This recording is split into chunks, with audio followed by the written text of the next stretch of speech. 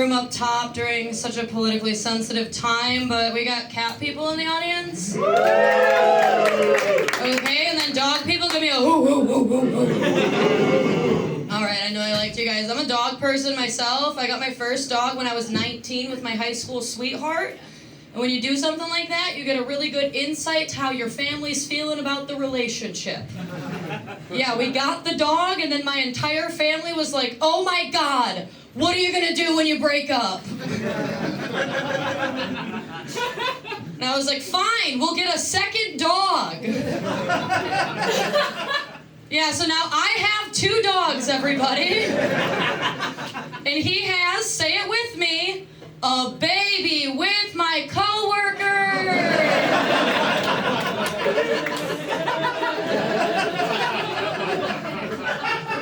Wish I was joking.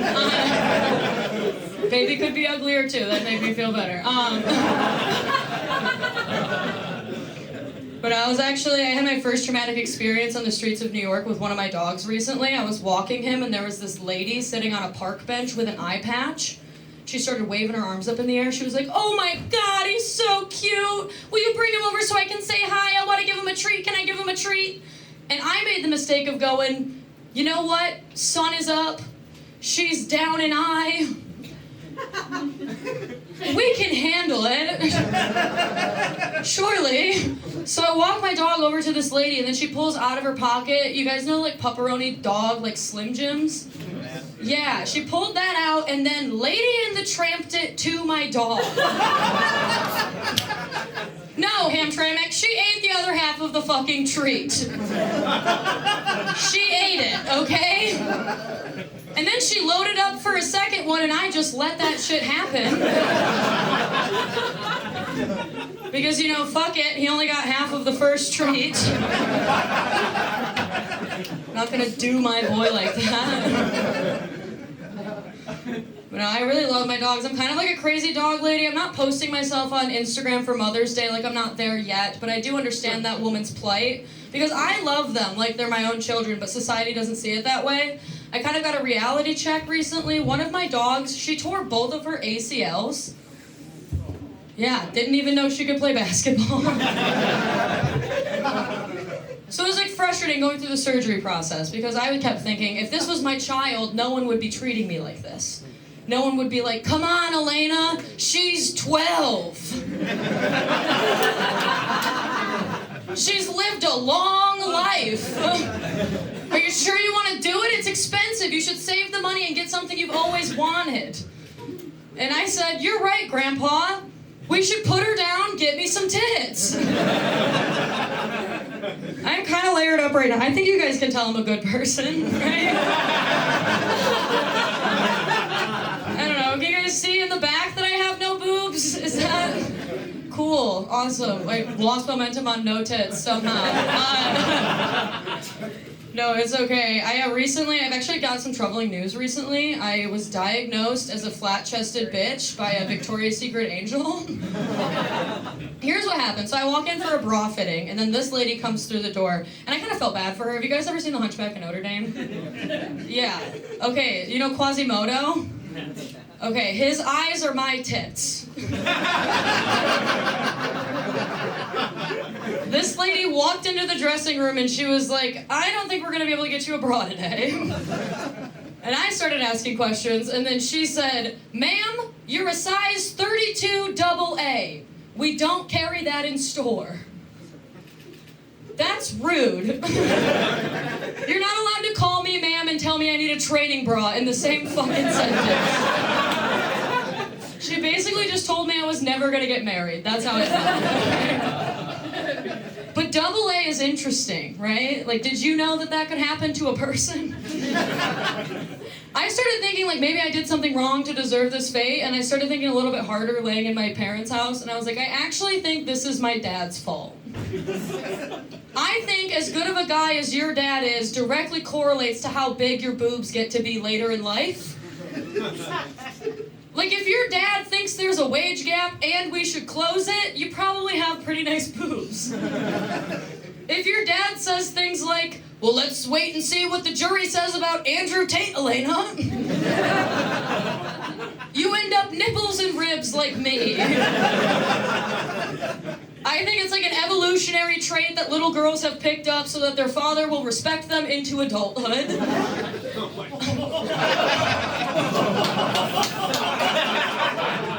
What I'm trying to say is that I don't think your tits are gonna get any bigger than your dad can handle.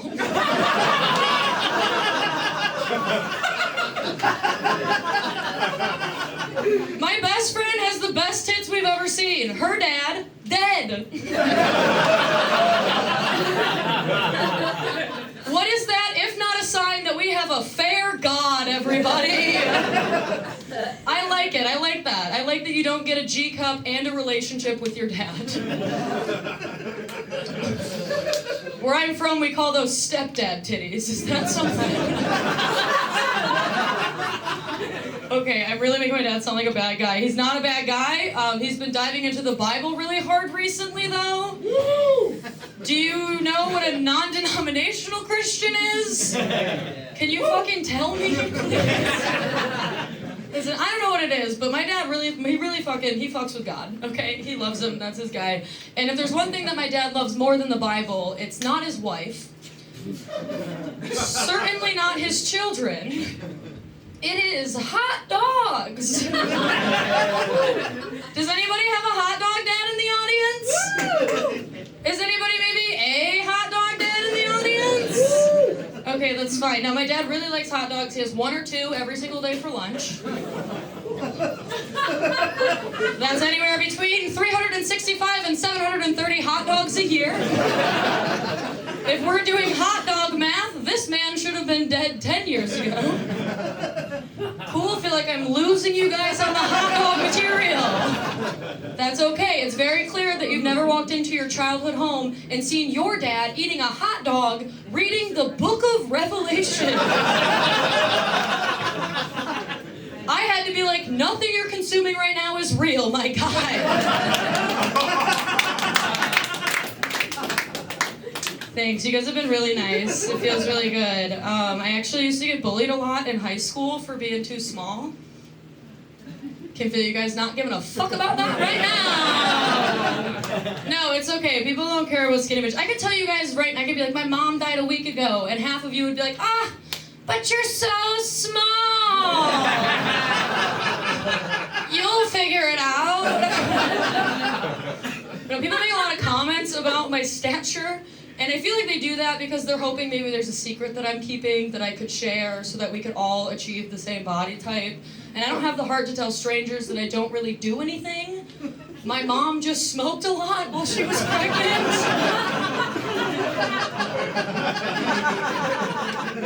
I told her I was going to tell you guys about this, and she said, that's fine. Just make sure you tell them that the doctor told me it was okay. I was born in 1996. There's no way that is what the doctor said. Well, my mom will double down on it. We're kind of white trash. She'll be like, no, he told me a little riddle so I'd never forget it. He said 5 a day is A-okay. Does anyone know what 5 cigarettes a day for 9 months is? It's 1,350 Marlboro Light menthols in the womb.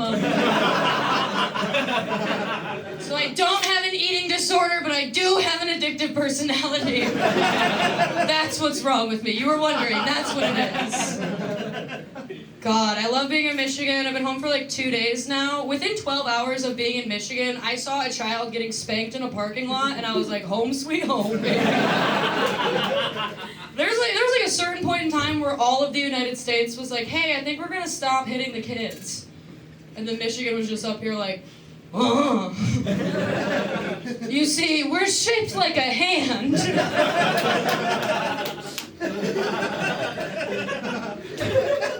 I don't know, I got spanked a lot. My mom told me recently that my first word was no. And I forgive her for all of the soap she put in my mouth, you guys. A child comes out saying no, you gotta do something, okay? You gotta do something. gotta hit him and squirt him with the Dawn. Okay, like a bad cat.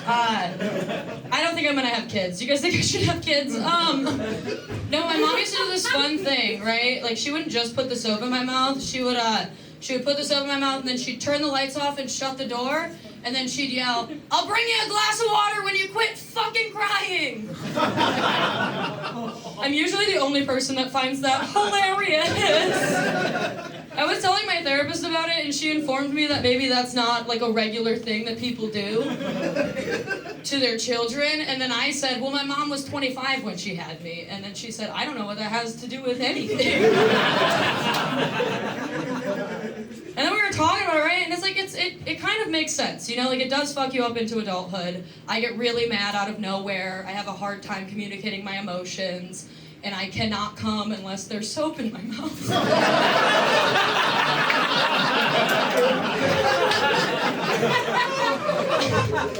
I don't know if that was worth it, to go all that way for cum with soap in my mouth. I'll get out of here on this, though. My mom, when I was a toddler, she convinced herself that I was autistic because I wasn't looking at her enough. Can't imagine why. You know, she was really concerned. She took me to the doctor. The doctor ran all the autism tests, and I passed them or failed them or whatever you have to do in that moment to not be autistic. I nailed it. My mom was not convinced. My mom was like, Doc, you gotta check her eyes. She's not looking at me. Something's wrong with her eyes. And so the doctor checks my eyes, and then he looks back at my mother, and he says, have you ever tried wearing like a bold lipstick or something? Your face kind of melts all together. There's really nothing for her to focus on here. Yeah, a doctor told my mom there's nothing wrong with her eyes, but you could be a little easier on them, lady. Can you imagine leaving the house with genuine concern for your child's cognitive function, and then you return home medically diagnosed ugly? All right, you guys have